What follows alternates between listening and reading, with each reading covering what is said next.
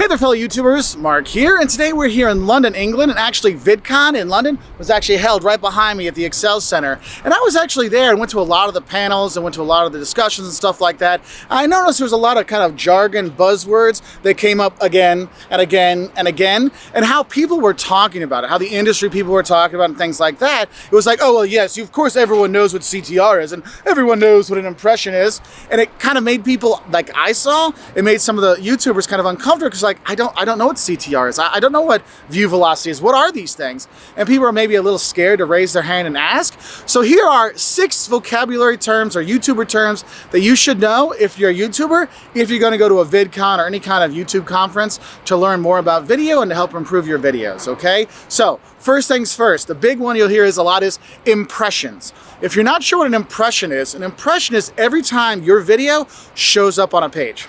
So for example, if you're on, like someone's watching a video and 3 of your videos are in that suggested thing on the side, you have 3 impressions. Okay, so it's every time your video shows up. So you can get tons and tons of impressions, okay? So that's the first thing you gotta realize is, hey, how many times I show up on pages? That's an impression, okay?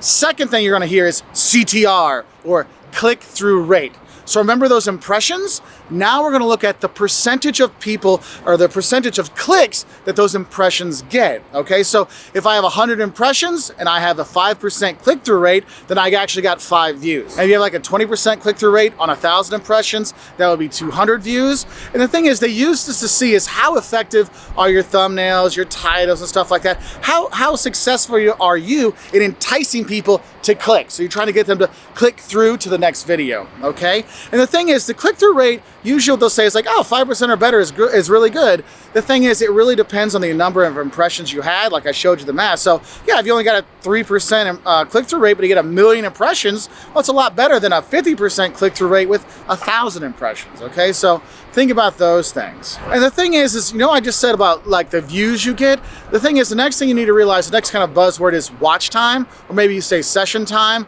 And instead of saying views, because views is just someone watched it for a little bit, you get the views.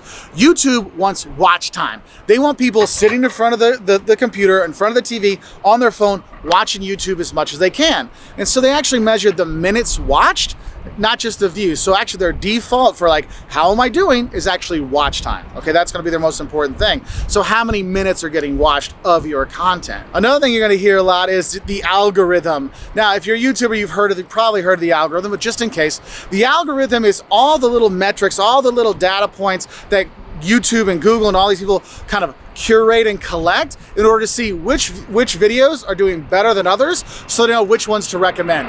And that's why you'll see a lot of videos, how to master the YouTube algorithm, how to figure out the YouTube algorithm, because just people trying to figure out is what is the tricks and what are the things I can do to get YouTube to show my video more, okay? I'll be honest with you, good content, yeah, that's gonna be #1, but a good thumbnail and a good title, those are gonna bring people in and get them to stay, okay? So those are the main ones, but the algorithm is just all those different things that YouTube tracks, and there's probably thousands of things they track that help them know what they should be suggesting, what videos will be popular and things like that. Now, another one of those terms you're gonna hear is view velocity. And basically what view velocity is, it looks at your video the first 72 hours it's out and kind of sees how's it doing versus your other videos and things like that.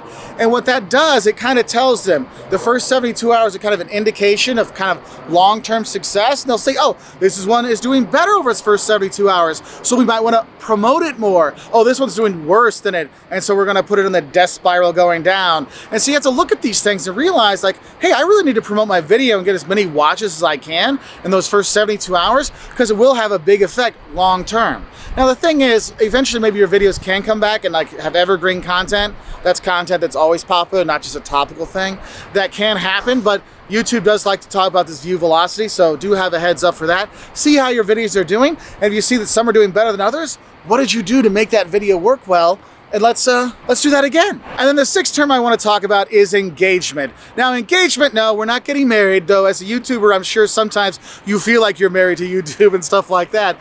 But we're talking about engagement are the different ways that we're social on YouTube. So that could be, they're measuring, you know, the number of comments, the number of likes, the number of dislikes, the number of shares, things like that. So then people kind of, like YouTube gets an idea of how much is this video inspiring people to do something, inspire people to engage and do something with that video, okay? So I hope these 6 terms can help you out as a YouTuber to have a better idea of some of the vocabulary and jargon you might hear at a VidCon or just in general when you're looking at your analytics. So I hope that does help. If you want to learn more videos, we got all kinds of stuff to help you out all on our website, so, and also here on our YouTube channel. So click that subscribe button, hit that notification bell, so and engage. You know, feel free to like leave a comment, stuff like that, and we'll be glad to answer you back. Anyway, have a great time, and I'll say bye from London.